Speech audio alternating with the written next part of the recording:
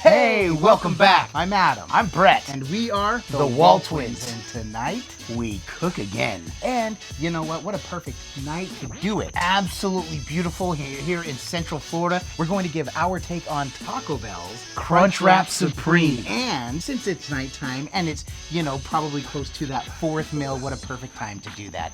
What a time to go to the bell.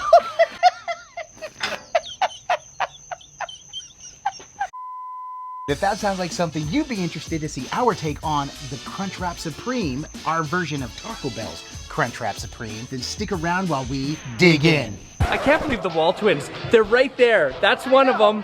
That's the other one. I'm the other one. Like we said, welcome back. However, if this is your first time to the channel, welcome and consider subscribing and hit the notification bell so you don't miss anything, any cooks with these two knuckleheads. We love doing this and we love being a part of this thing. Yes, this thing cooking. First of all, we love cooking. Our love for cooking is, well, we have a huge love for cooking, and we love the fact that we decided to bring it to this channel, which is the WALTWINS. So we're going to try something that we actually like at fast food. If you know our older stuff, we did fast food reviews. Now here we're actually making food and reviewing them ourselves. So tonight, we got us doozy. And I'm excited about this one. Brett has done this one. I have not. And if you are a part of the Blackstone community, or Griddle community, Griddle Nation, you know that this is a relatively popular cook. So once again, we want to give our take on it. So let's be clear, this is our take. We know there's 100 different ways to do this. This is simply the way we like to do it. So let's get into the groceries. All right, so here are the groceries that go into this amazing Crunchwrap Supreme. Of course, we got to start with the beef. This is cow beef. We don't make sure it's not that chicken beef or that pork beef, or even that fish beef. Don't get confused. Thank heavens you pointed that out. You're welcome.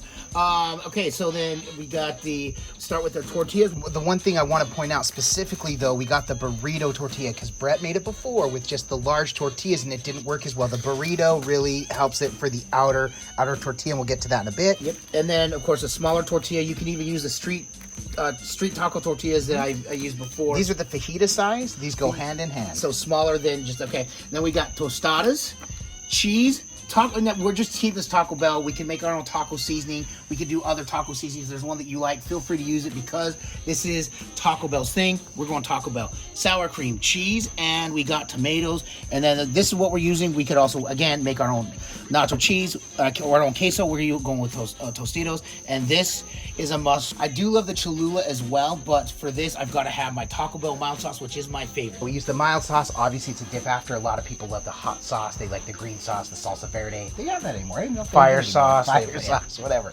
However, mild is what we like to give it a really good flavor. But let's go ahead and get this going. Brett, first things first, we've got our Ground beef. So we've got just about a pound of ground beef. Before you throw that on, yes, throw down some oil. oh man, like I haven't done this a million times. Welcome to the Blackstone community, Adam. We are just using, as you can see, a little bit of vegetable oil. This is vegetable oil. We're just going to throw that down onto the griddle, which has been on low, medium, squirting it everywhere, apparently. Low, medium, low. I've just moved my griddle, so it's a little uneven. I do need to get some more washers or adjust the casters just a little bit, but for now, that'll work. For this cook, Adam, it's actually going to work out because with this ground beef in this cook, we don't actually drain the fats out of the beef like you normally do when you're making tacos. Nice. Because the fat's going to render out and it's actually going to move to the back of this griddle. So it's, Adam, you could have said you did that on purpose and you could have been braggadocious. Perfect. So good on you either way. So he's tossing the beef on and he's going to get it going.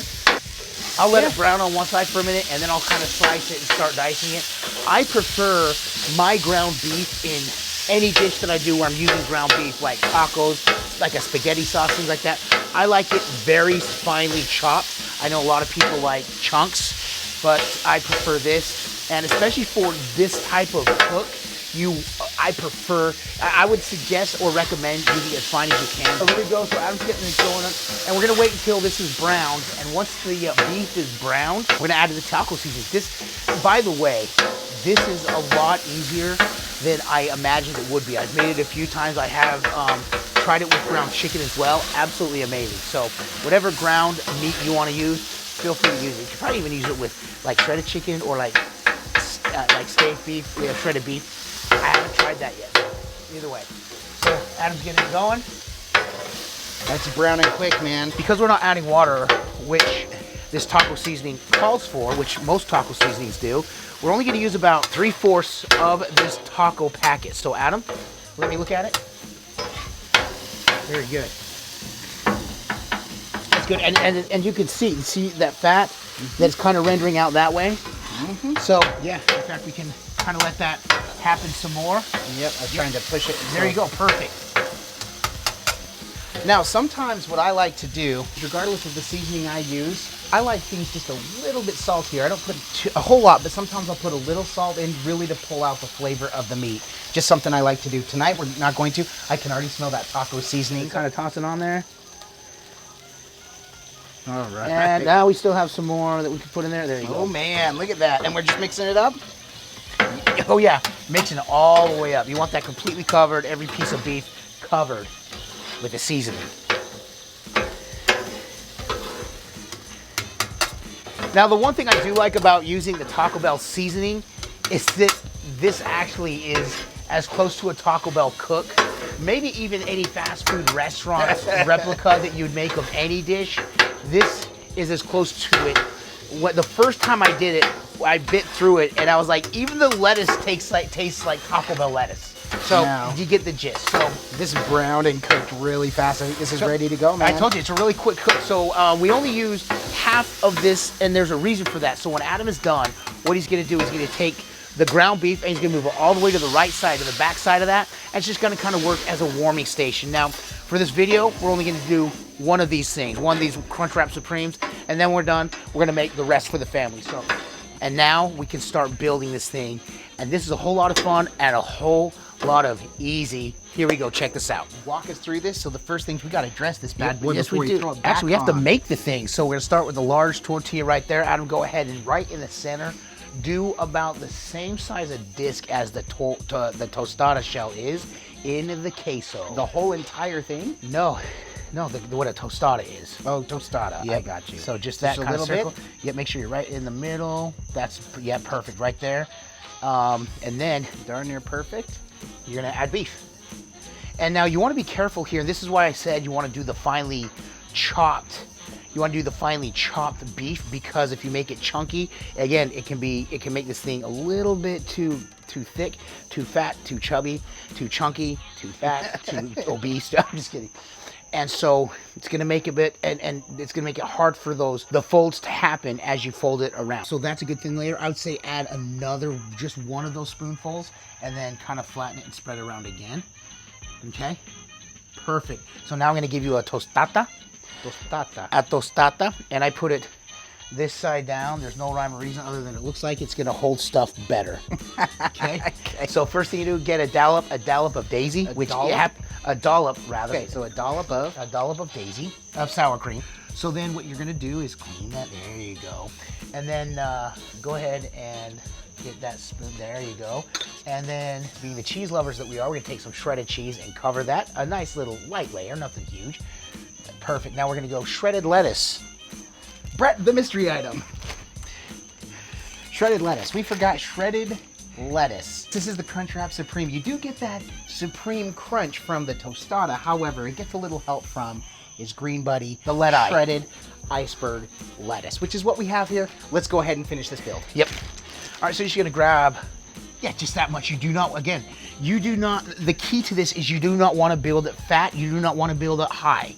You wanna build it just even Flat. layers, just flat as you can, especially because now the tomatoes are coming on next, and they're gonna add another fluffiness level to this. So just keep that in mind as you are building this. So Adam, go ahead and, there you go. Maybe put some right over here. It's lonely over there. And then again, because we love the cheese, take another layer of the shredded cheese and toss it on there. And now we get the smaller flour tortilla. Like that? Yep, you're gonna toss it on right in the center, and here's where you're gonna start to fold. I have found the best way to fold is where you start closest to your body, grab to your left, and you're gonna see it's gonna kind of have see how it's already naturally folded. You see that? Look at that. Wow. There, adjust as you can. Yep. Do it again. Yep. You're just gonna keep going. It's gonna not feel like it's gonna puff up. It's gonna feel like you're not getting it right. Keep going. Get that last fold. No, get that second to last fold. There you go. Okay, hold that down. And I have learned after trying this several times, to leave that pressure, because it's almost like you're, I would say, ironing or pressing down a pre-press. And then if you're able to, put it face down. On here? Yep, on there. Because what that's gonna do is it's going to actually hold the folds over for just a few minutes. There. How is it that Adam's first Crunchwrap Supreme is better than, I don't know, the 10 that I've made? Let's get on this. Okay, don't forget oil. Telling you from a friend. A friend told me. You heard about a guy? Yeah, it's a rumor. It's the rumor mill. This was on medium low. I went ahead and put this all the way down to low. Since it had been on for quite a while, my Blackstone does cook a little bit hot, so I didn't want to overcook these. So I'm doing low and slow for these. A little bit of oil. Okay. Yeah, make sure the surface will fit there, and then we're gonna grab this, slap it down, man. Like that? Yep. Oh, listen to that sizzle. And so this one, because the Blackstone is already hot, we're going maybe 2 to 3 minutes. I've seen or heard as long as 3 to 5 minutes. After a couple minutes, Adam's gonna look at it. If it's got that nice toasted color, he's gonna flip it, and you're gonna see right on the camera this beautiful Crunchwrap Supreme. Do I need to apply any pressure now or anything? Go ahead, just to help kind of iron the sides. Yeah. All right, so just kind of hold it. There you go, and check. Kind of take a check. See if we got toasted yet. That's underneath. Oh, dude, that's toasted. Okay, flip it. Now be careful, because you don't want to. Oh my gosh, bro! Look at that. Taco Bell is jealous of that, Adam. So we're probably gonna go maybe a minute and a half. Adam's Blackstone cooks great. Once you know the temperature, how hot your Blackstone or your griddle goes, you know how to cook it. So you know this goes really quick. The meat is already cooked, so we're not like losing anything there. So Adam, go ahead and look right now. Yep, it's done. Let's pull it off. I think. Turn it off. And here we go. I'm gonna go get my knife. You go. All right, so there we go. Just chop right. Just go ahead and just press right through. Oh man. Push down on it. Oh boy. Look at this. Open up. Look at this. It is the Taco Bell Crunchwrap Supreme. Oh man, I gotta tell you, Brett and I plan out our cooks. I hadn't tried this one. When I found out that Brett had already done it and was excited about it, I knew I wanted to try it. And I gotta say, this is one of the cooks I've been more excited for. Yo quiero Taco Bell is all I can say. But Brett, like we've said, this can look amazing. Which it does. Adam did a good job making it look perfect. It can smell amazing. Which absolutely puts us in a Taco Bell. It can smell like Taco Bell. But if this doesn't taste like Taco Bell, which it will, then this was all for naught. Cheers, my brother.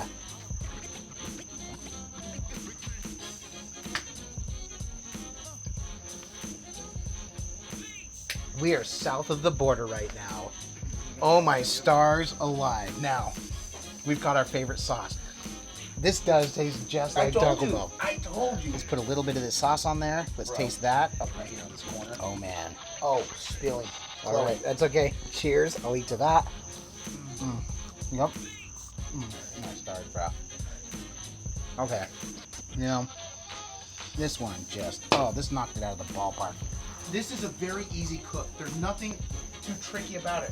You can do your own version of it. One thing that I've loved about these cooks, they are very simple. We try to keep this very simple. Yeah. We love learning how to do these cooks because, as you can tell, we get super excited when they turn out so well. And we want to show you so that you can have the same excitement. Go out, impress your family. If you're on a cookout, you could do a whole Crunchwrap Supreme right from your Blackstone Griddle. Bring the ingredients.